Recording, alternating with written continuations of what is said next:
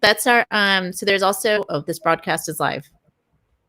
Hey. All right, so we're early, so go ahead and tell me what you were telling me. So if anybody pops in on this call or there's a recording, this is our first time ever using StreamYard, and we're super excited about it because we've heard great things and our little experiments have been great. So we hope that there'll be some people popping in to see us. So what were you going to just say, Jackie? Well, there's two. So I guess with the banner that's there, there's also a like little link. If you look on your right side, there should be like the logo. You can see the different. That's what I was going to say before we went live, but we're here now. Oh, I see. So here's brand. Yeah. Here's logo. Oh, and I can show it. Oh, look at that. See? Isn't that fancy? Is fancy. Yeah, I like that logo there. Wait. Oh, I guess it's doing on this side. Do it, Jack. Do it, Jack. All right. Well, this is, okay, so I'm talking to Jackie, but also if anyone else is listening, this is sort of the start, I think, of the conversation.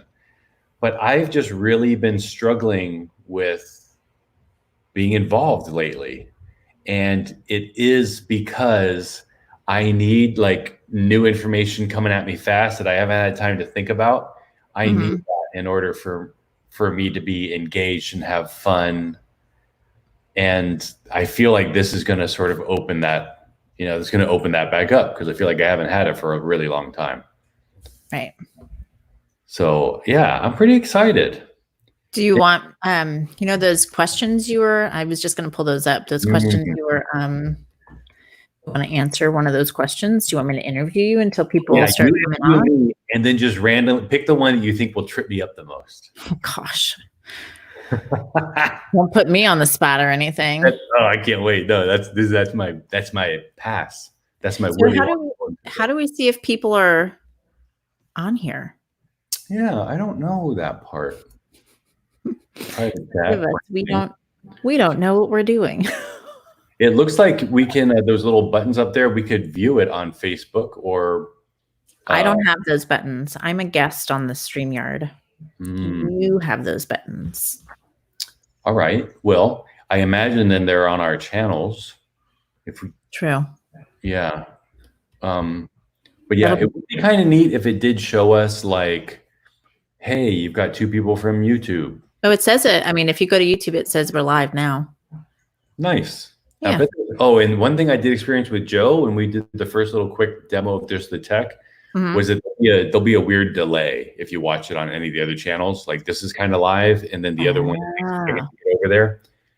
So we said it's best to watch and engage with StreamYard. And what's cool about it, for anybody watching, we're using a new technology platform called StreamYard. And when it connects to Facebook and YouTube, in theory, the comments from either one of those platforms will appear in this one platform, and we can even drag your comments right onto the screen like a little, like a little banner.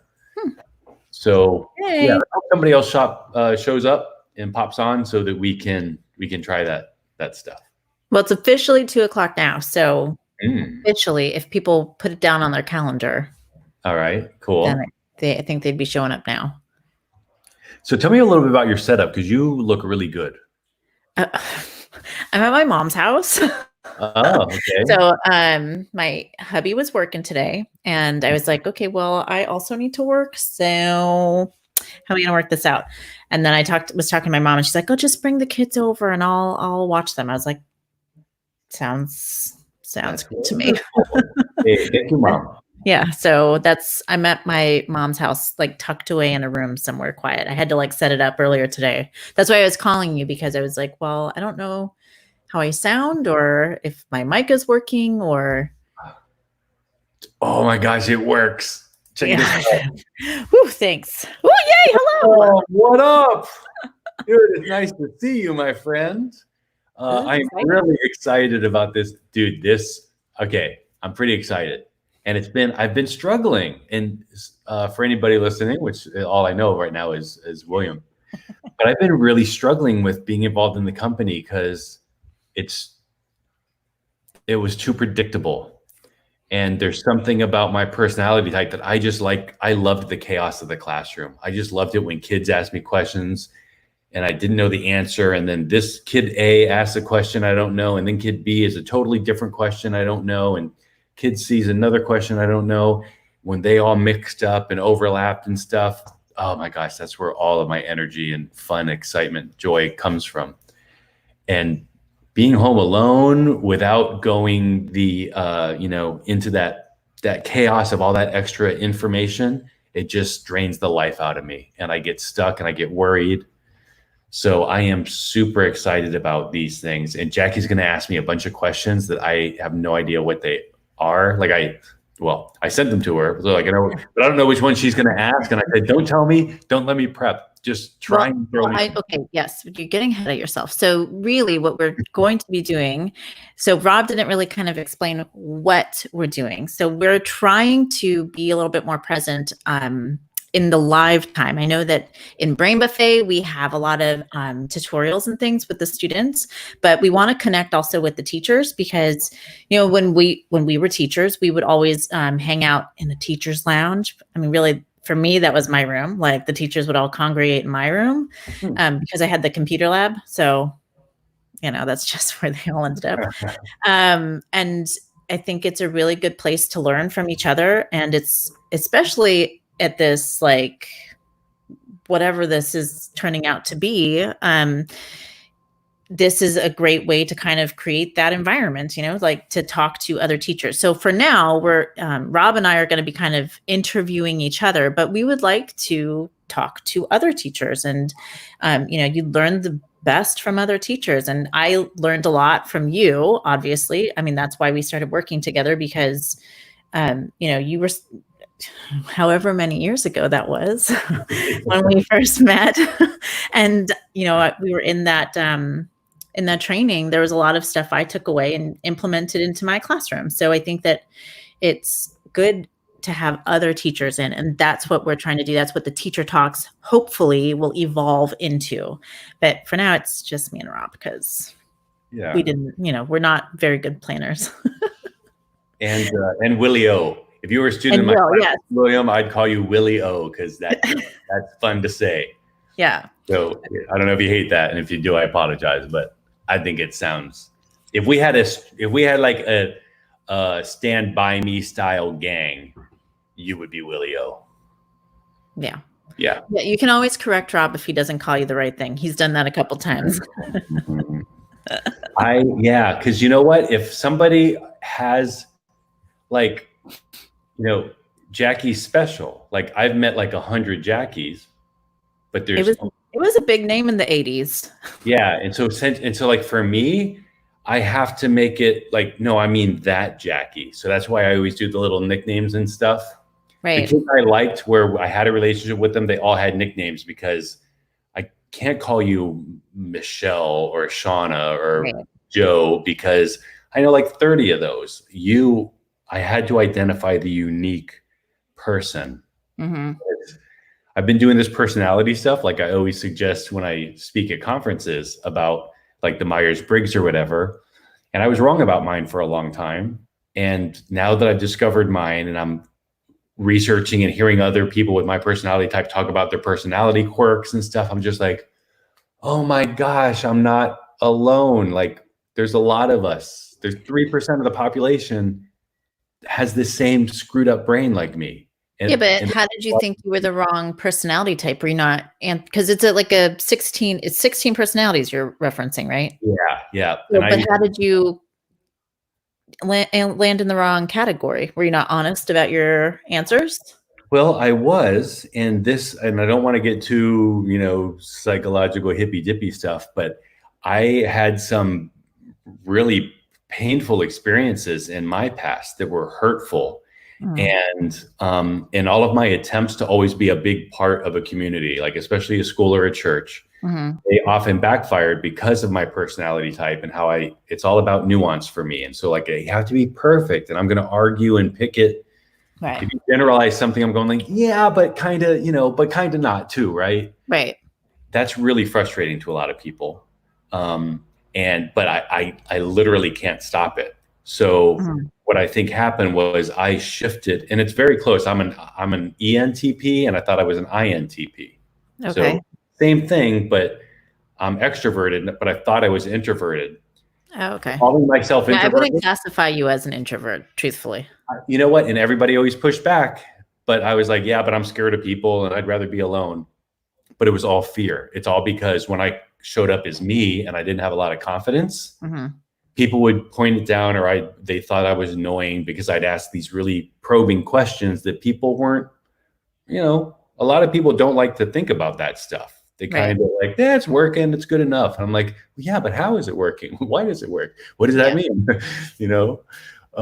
Really philosophical, kind of like with a lot of religious, connections for me, the way I grew up and the way I still like to understand the world.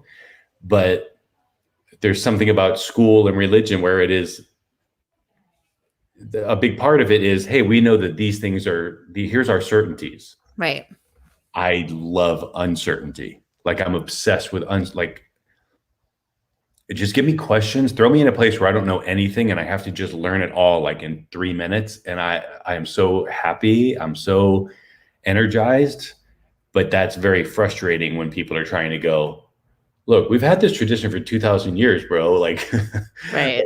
This question's done. I'm like, oh, it can't be done. What's the fun? But I think that's also why our company works, though, because if you think about it, education has kind of been delivered the same way for generations, really. And I mean, I'm pretty sure that when I went to the training that I met you at, I know I didn't have a website yet. So, I saw you had a website, and that to me just seems so unattainable. I was like, oh, you're using a website? I mean, that seems so easy and so like smart. Why am I not doing that? And then, it just kind of, so I think it takes sometimes an out of the box thinker to move something in a different direction. And right now we're kind of all being forced to teach online. And even people who, the teachers who would never have dreamed of needing to do that are now being forced in that situation.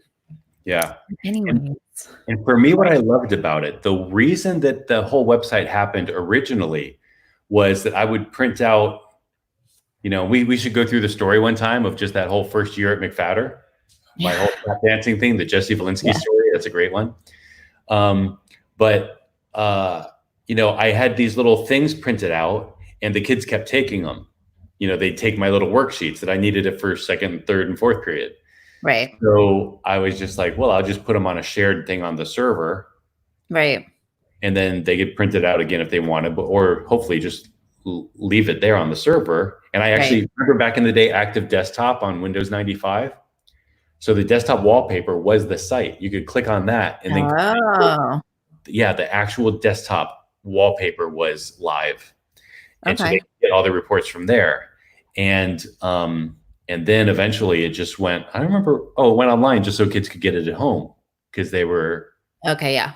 They kept taking the papers because they wanted to research at home, and I had links on the papers or words that they needed. Right. Well, just one of the kids was just like, I'll help you get it online. And that's how it started. Really accidental.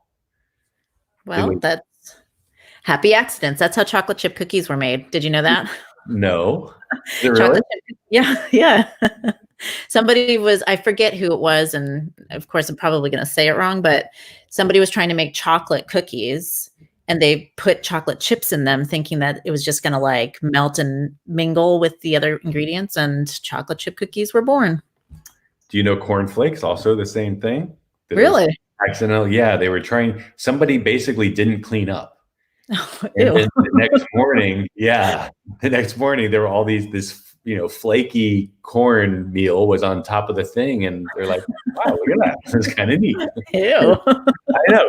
Dude, lots of stuff we humans eat is disgusting. Travel a little bit. The origins, maybe. The origins are just. I mean, Frosted Flakes are like a top pick for me. So.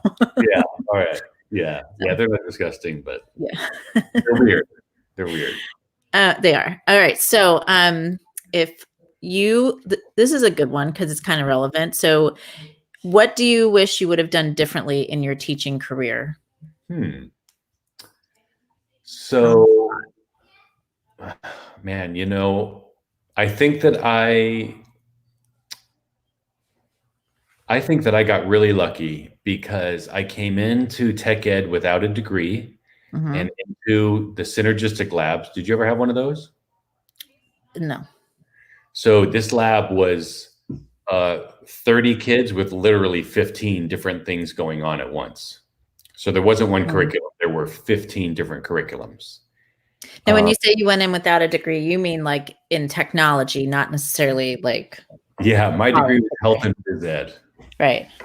And it's because I wanted to be a youth pastor, right? Like it's just so I've never, everything's starting to make sense. But yeah, so I mean, honestly, I don't think that I have many regrets, things that I would do differently. I guess if anything, I would have delayed some purchases because one thing that's really bad about my personality type one thing that's very limiting or challenging about my personality type is that like I would buy a big piece of equipment and then once I learned how to use it and it was done, it was kind of like, oh yeah, I'm done with it. Like I figured it out. I can explain it to the kids. It was very hard for me until I got to the place of just totally trusting the kids. Yeah. Hard for me to let go of that equipment because I was like, well, what if they break it and the stuff's expensive? And if a kid screws up, I allowed a fear of failure. And this is a life lesson for me that I'm just getting over. I allowed a fear of failure to get in the way of a lot of progress. Mm-hmm. So I thought, well, what if I break it? What if what if I ruin it? It's very important, I think, to ruin things. And if a kid ruins something, I forgive them, but I don't forgive myself well when I ruin things. So I would have learned to do anything different. I would have learned to just put myself in uncomfortable, higher risk situations more often, and higher risk only in a curriculum. I'd never do anything to endanger a kid. But that was sort of it, like with the dye sub, I held back because I was like, oh, the heat press. What if a kid touches it and burns himself? Because when you become a teacher and you go to orientation, very first teacher, and that health and safety guy comes in and says, if a kid sits on a broken chair and pinches his butt, you'll get fired and sued and murdered and killed. Like, I believe that idiot. I don't know if we had somebody that was that specific with that, but not specific, but that was the vibe. The vibe, be careful, because if all of your intentions are good and the kids' intentions are good and everything's as safe as possible, something bad could happen and then you'll be sued and it'll be terrible and you'll lose your job and you could possibly go to jail. And I was like, oh my God. Yeah. Fear is the opposite of what we need to have a good, productive, creative classroom. So I would have learned to give up on fear and take risks earlier. See, I don't know if I'm the opposite. I feel like I take on too much.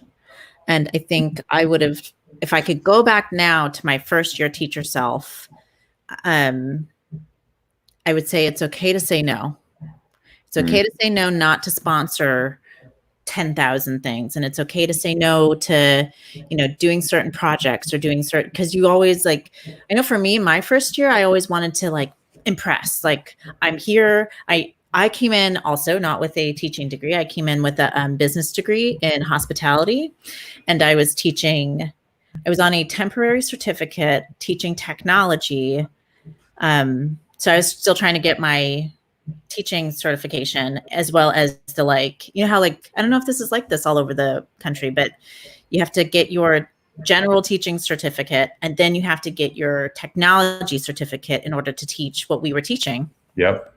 So I was doing that, and my administration, I remember I think it was the first or second year I was there, and they were like, we want you to be the student government leader or ed or whatever whatever it was. And I was like, are you for real? Really? Oh, okay. And I mean, I eventually said no. I respectfully declined, but it really like ate me up to say no. And I was like, did I make the right decision? Did I have to like, now they're not going to respect me. And what if they, and I just had all these like unnecessary doubts about my ability to teach the thing. And in that, I was also like, well, maybe I need to take on all these other things to prove my worth here as a teacher. And I still do that. I did that when I moved to my second school. I was asked to teach like, it was like two different subjects. And then I was asked to take on like a finance type project. And I was like, I can do that. I'm a business degree person who teaches digital design. Why not? Let's do finance. Let's do that too. So I would tell myself it's okay to be a self-advocate. And it looks like we're, neither of us are alone because Bill's got the same thing. And it's, and this is the hardest thing to teach kids. And with our curriculum, with Adobe Creative Curriculum, which is really our focus, it's the most important thing is how do you let go of fear? It's hard. It's really hard. Like fear it's this intrinsic thing. And, I was talking with my, my like life coach, counselor guy, like a business coach sort of guy. And he's just like, so like in psychology, we've got like these root fears. And that's where like all of our weird triggery emotions, the ones that freeze us, flight or fright, whatever, fight or flight. Thank you. Yeah. Flight, fight, or freeze. That's a base level fear. And he goes, but there's like this mid-level fear. And those are the things like disappointing people, getting kicked out of the crowd, getting, being isolated, being alone. And he's like, it's very easy. It's a common thing for humans to take an experience that is this level fear, but then we experience it down here and like, oh my God, I'll die if I don't do this. Oh my God, if I say no, they'll kick me out. Right. If a kid burns himself, I'll get sued and that kid will be hurt and I hurt a kid. And like the thought of hurting a kid just, oh my God, just saying it like makes my eyes water. Jess just showed up. Hi, Jess. But it's getting over that fear and recognizing and getting very comfortable with, we can experience all kinds of fear here. And when you fail there, it's perfectly fine. And that eliminates our fear. Like traveling with David, the other business partner here at Brainbuffet, he puts me in situations when we travel together where I'm just like, it's stuff that scared me so bad the first year. And I was over prepared. And the second year was a lot better. And then we were talking the other day about traveling. And he's like, yeah, now I think let's just buy a one-way ticket. And it's like, yeah, I'm in. Because that's really, once you start getting comfortable with the fact that, you know what, if things go wrong and it's okay, then there's all this freedom and joy and peace. And that's what I'm hoping for with all of this. Like just throw stuff at me and I don't know what's going to come. And that surprise, that's when I'm in my flow state. So Jess Campbell, what's up? Jess is great. Jess is also part of the team. I want to bring these up just because I love how we get the little this is freaking amazing. This StreamYard is amazing. Yeah, this is great. This is so great. But Jess is our Dreamweaver teacher in our new courses, and such a great job. I have always been looking for something a little bit different in the Dreamweaver curriculum. And Jess got in and made it where I wanted it to be. And I am super happy that Jess is on the team. And Jess is also saying flow state, that she likes that. There's a great video on this on YouTube. It's oh my gosh, Drive, Dan Pink, I think. His video talks a lot about flow state and how we get there. And Mike at the Mac Lab, he's also into the autonomy, mastery, purpose there's a lot of research on how we get into flow state and how to create it in our classrooms, and it is so stinking exciting. Maybe we should link that. Like when we're done with this, we can link it to some of that stuff. Yeah. And Mike Scotchko really is the leader for me on all of this. So it was Jane McGonigal's thing on gamification and Daniel Pink's drive. And that both of them have TED Talks. And on Dan Pink, there's even one of those PSA animates, which are amazing. Wow. So yeah, very, very good. But I believe that's the secret for a classroom is autonomy, mastery, purpose. Give the kids freedom, point them in a direction, and then challenge them. If we lay out the steps and we make it too easy and it's okay, do this, then do this, and then do that. Be careful. Don't, that just, if we talk about evaluation, we talk about, how they'll be graded, it just clamps down the creativity because they're like, well, let me make sure I avoid the things that will be a D or avoid the things that gets points off. Right. Just open it up and say, go nuts, kids. And Thursday we'll figure it out. And then if the grade is low, then we'll tweak it. We'll figure it out. Yeah. Well, that was something I think you and I both did. We both, like if my kids turned in something, actually towards the end of the teaching for me, I had the kids grade themselves. I said, here's the rubric, you grade yourself, bring me the rubric, defend your grade. And then if I agree, I'll put it in the grade book right there. Yep. And that way because they were always harder on themselves than I was harder on them. Cause I'd be like, dude, this looks awesome. And they're like, yeah, but I could have done this here and this here. And I was like, I don't see that. Okay. But sure. Yeah. Sure. Yeah. And not only that, but then you get to this place where you're like, kiddo, look, you're too hard on yourself. Yeah. Like this rigid school system, you're a creative, weird kid, and a high achiever. So you're looking for, how can I improve? That makes you focus on your negatives. Right. There's a lot of great things about that. I do that too, but you can get stuck there and then it starts to limit you and you get fearful. And you don't move forward in boldness, because moving forward in boldness is honestly like the best.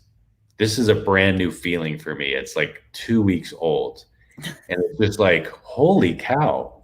And a lot of it is you, Jackie, like having you and David on. Yeah. Where like the business runs. So now I can get weird and start thinking like, what doesn't belong, and we can add it and make it become a part of it. I'm super excited about that. I want to say hi real quick, by the way, to Robin. Hi, Robin. Hey, Robin. Welcome from Texas. What city are you in Texas? Because I've gone out there a few times. It's usually right around Dallas. Yeah. Isn't it? Where do I go? Maybe it's not Dallas. Is it Houston? I feel like it's. Thank you. Please. We know that it's a big state. Dustin Parrish. Dustin Parrish is also, this is the Dustin Parrish that was an AEL with me, right? Super great creative educator. Loved his approach to the classroom and again with kids. I keep getting tongue-tied because Jackie, I'm really stinking excited. This is exactly what I needed. This is what I wanted. This is what, like, we come together and it's like all these different ideas and I don't know what's happening next. Dustin, it is so great to see you, my friend. So Dustin's a former AEL who also was just really a good friend and just always had a really cool perspective on, I think with the lens, everything, the association I have with you, Dustin, is a lens, man. Like the way that you understood the way that a lens takes in light and makes images. I was like, oh my gosh, he's seeing something like really cool that he sees it better than me. And I was always so intrigued by that. Yeah. So Jess has an interesting comment. I don't know how, if people can see this on Facebook, because I'm seeing it from StreamYard like you are. So I'm excited about this. This is cool. Yeah, me too. And Jessica just threw up one, said, I have this student who I can physically hear her leg shaking on watch you work. Yeah. It's like, oh my God. Hard. I would have kids that would freak out. I had kids once that would freak out when their A wasn't high enough. It was like, dude, you've made it. You've got an A. Like, what's the big deal? So what? You have a 91%. You don't need a 99. But that I feel like is that student right there, the kid that cannot not have a high A. Yeah. And, I didn't put a lot of emphasis on all of this until honestly, I'm not supposed to talk about this, right? Like when you're in therapy or you're talking to, but I never know what to do socially anyway. But one thing I've noticed lately is like, I'll be talking to the counselor and he'll go, what happened right there? And I'm going to hide this so people can see a little bit better. And he'll go, what happened right there? And he's like, where are you feeling that? And I'll talk about something. And I never noticed it before, but now I can. So like, I'll just be talking about something like something that happened at work or at home, when I was a kid. And it's just like a boa constrictors around my chest. Or like I'm wearing a vest. You know what it is? It feels exactly like I'm wearing a vest that's too tight. Mm-hmm. And I'm like, oh, golly, I never noticed this. But humans often have physiological responses to stuff. And that kid that's tapping his pencil or kicking the desk in front of him, that's an anxiety. That's like this nervous tension that the kid's experiencing. That's a great signal to us that we often get frustrated with.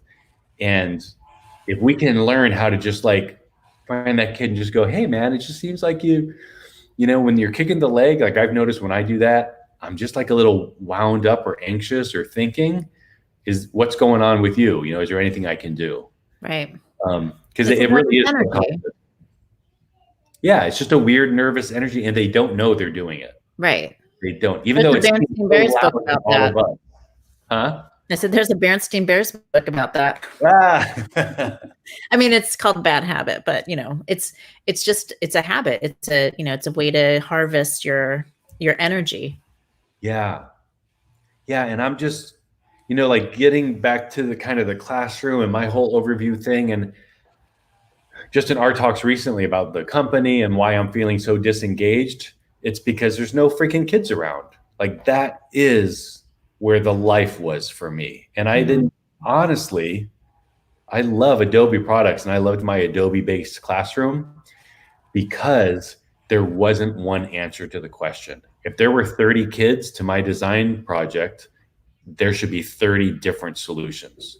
Because it was do this poster about your favorite team or make it your favorite quote. If it's a quote poster, make it your favorite quote. And when you start doing that, implement that, you just kind of see the kid brings up this quote and you're like, whoa. Yeah. I just wouldn't have known that about this kid, that they've got these really deep perspectives. Mm-hmm. And it can come out in art. And they might not even be able to really express it verbally, but then you see this art piece and it's just like, wow, kid, that's weird, or that's dark, or that's so mysterious. Right. And that's when the conversations really open up. Right. Justin is saying something. What are your thoughts on sensory training? And I'll confess that I don't think I know what that is. No, I don't either. No? Have we been out of the classroom for too long? Well, yeah. I wonder, is this something, Dustin, that your like district, like those Friday in the auditorium kind of meetings where they brought it up? Or is this something you've discovered on yourself, the sensory training?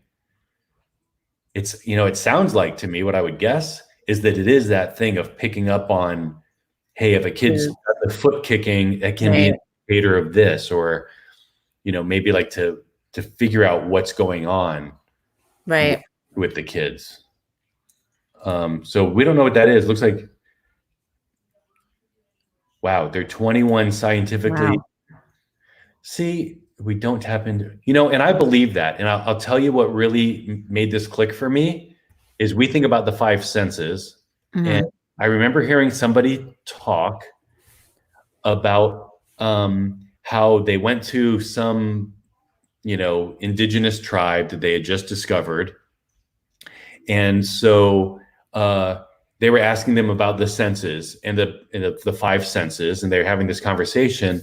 And the tribes people were like, well, what about the other one? What do you call the other one?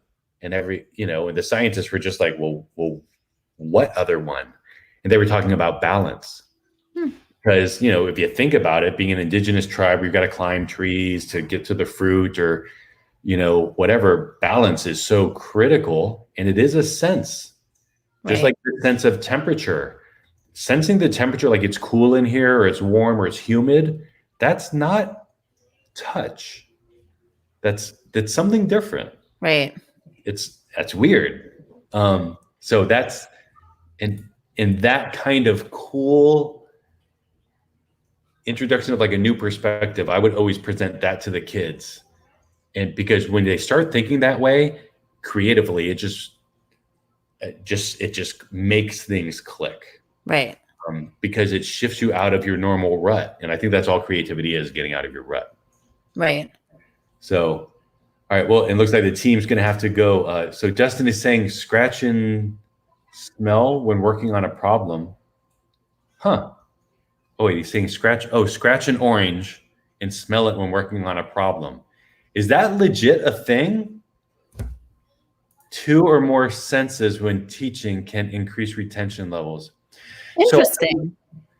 And I've heard something about this. And the weird thing that I heard, though, this was in college, and the professor was saying having a glass of wine before you study, before a big exam, can really help. But you have to also have a glass of wine again before you go into the exam, because the memories will be somewhat attached to the senses that you experience when you're in that state. It's kind of like they say studying in the same room. If you can study in the same room, your brain will subconsciously attach concepts to visual cues in the classroom. Interesting. Not even a poster, but like the shape of the window or the angle of the walls up in the corner. It's weird. It makes sense because you have like certain memories that are attached to smells, right? Like if your mom cooked and she cooked certain things, you like when you smell that thing, you're like, oh, that smells so good. I mean, they have a whole like line of candles like that, that make you smell like fall smells or pumpkin or apple or whatever. And it's because of certain memories or whatever are attached to those types of smells. So that makes sense.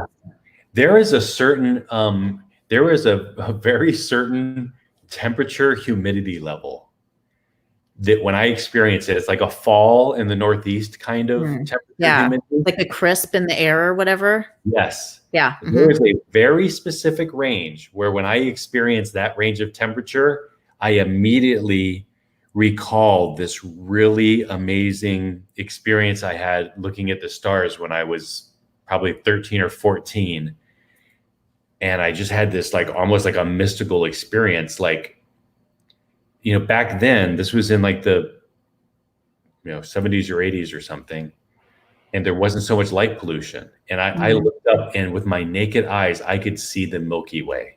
I could see the band of thicker stars. And they also, some of them looked so close, it looked like if I had a 20-foot ladder, I could grab some of the close ones. Yeah. And they're always there, but you can't see them.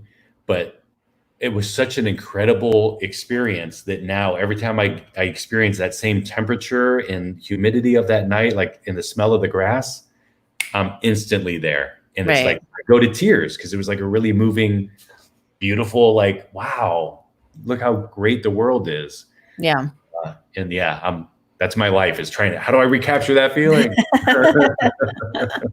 You should make that a candle and then just light the candle everywhere. Yeah. How do you, yeah. Oh man. Yeah. Just thinking about it right now. We should do a lesson on candle making. Yeah. And there's, and so on this same thing, like with our kids right now, like being out of the classroom for a lot of teachers, I think it's tough because there are all these nonverbal cues, all these little anxious fidgets, all this, the kid's rigid, the shoulders are up, they're scared, they're kind of doing this. Right. Subconsciously, a lot of teachers really pick up on all that. And that's what's wrong? Is everything okay? That's what triggered that question. This is very difficult. And I appreciated everybody, like the teachers who are just thrown into this. Yeah. Like I got to dabble, but they were there. Right. So I could dabble and then go look at the web. And then I could kind of watch how they reacted and then go get in and sense all the room. Right. There's none of the getting in and sensing the room anymore. And it's tough. Right. And it's hard to pick that up on, I know a lot of teachers are doing Zoom calls, and it's, even tough to do that because, you know, if you're tapping your knee, you can't see the knee on a Zoom call. Or if they're, you know, I had a lot of like, you know, kids that would bite their nails or, you know, like Jess said, you know, the tapping of the knee or the tapping of the foot. And you don't get all of those visual cues that you would get when you're sitting in the room with everybody. Yeah. And it's, you know, it's just like the kid who, you know, who's doodling when you're doing notes or whatever. Or, you know, there's a lot of teachers just try and control all of that. Right. And that's a teacher who isn't meeting their kids. Like the kids just instinctively know, their body knows, like, I have to do this. Let me tap my pencil because then I can kind of connect this info to that movement. And then on the test, I can do my leg and it just makes the way my mind is wired.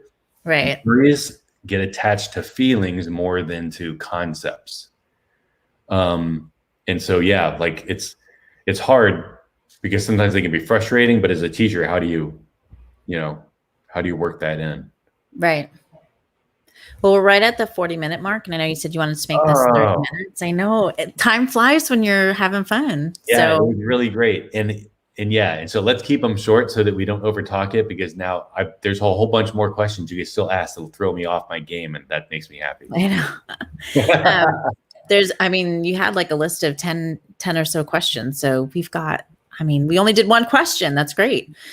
So what we should do is offer anybody else who wants to do a live chat with you, just reach out to us, and I can put the link below just so that everybody has the contact form, and that way we can set it up and do a chat. Yeah, I would love to, Willie O and Dustin, both of you guys. I would, I feel like we've just interacted so much. I would love to just like pick your brain, have you pick mine. And then there's some new names that I'm unfamiliar with, and I'm so happy you're here. Robin Hubbard. That name does sound a little familiar. I think that Robin might have been at a workshop that I did. But anyway, it's a little difficult to like talk and kind of manage the side thing and all that at the same time. It's a work in progress. We're learning. This is like the first time we've done it. But I love that it's a little bit chaotic. That's like super fun to me.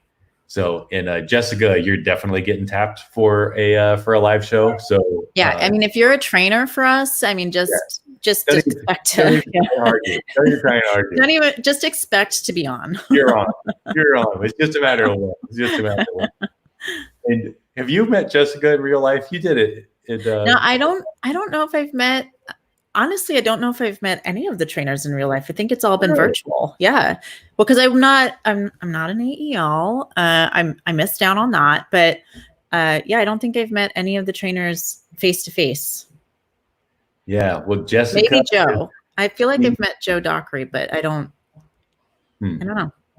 Jess is real snarky. I love it. She's just got like a really witty, snarky sense of humor. Yeah. I really admire. She gets me good. She hits me with some zingers once in a while, which gotta admit, I'm pretty impressed by that.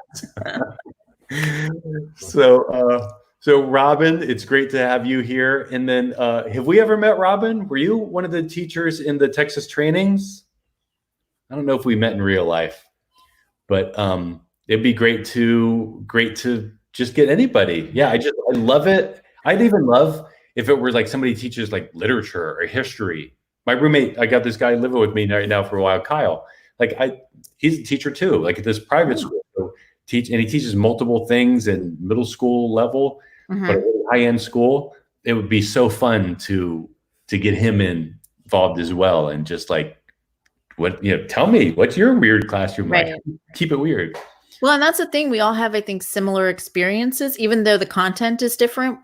First of all, a lot of the teachers have the same students. So you have similar experiences as far as teaching is concerned. And then sometimes you have the same experience with the same kids, or totally different experiences with the same kid. So yeah, that's the beauty. I know. I'm excited. I am very excited about this. This is my space. This is where I come alive. So very excited. Thanks everybody. It was so great seeing everybody. Jackie, you're the best. No, you are. I want everyone to know. Everybody, all the teachers are. Yeah, but this company runs because of Jackie. If I were in charge, it would have crumbled. It's just like, thank you so much. I really it wouldn't have existed if you weren't you. Got it. Oh, so Robin's, we haven't met. All right. So Robin, we're going to have you on the show if you'd like sometime. And it would be great to meet you in real life one time when we get out there. Yeah. Because we're out there once in a while. And she's listening to us while she's shopping at Trader Joe's. Ooh, okay. Listen, their pancake mix 10 times cooler, and I don't know why. Their pancake mix at Trader Joe's is like my favorite. Dustin says, get the ginger snaps. That's true. The ginger candy are kind of chewy, the Trader Joe's one. No, ginger snaps, he said. That's different. Oh, dude, what they had, I got this Trader Joe, it was like ginger and it was like licorice kind of, but like harder. Like it was just, I'm ginger obsessed. Yeah. No, they were weird. Yeah, but anyway, I'm going to go get the ginger snaps at Trader Joe's. So, all right, everybody, we're going to try and kind of make sure that we keep these limited in time. So it was great having all of you guys in here. I cannot wait to do more of these. Yeah, same. Ideas. Hopefully we'll do another one next week. I'm excited about my side project using this platform as well. This is so exciting. So yeah, stories, that's where it's all at. Individual perspectives, man, it is a gift. So let's find more. Great to see all you guys, and we'll see you next week. See you next week. Peace out, party people.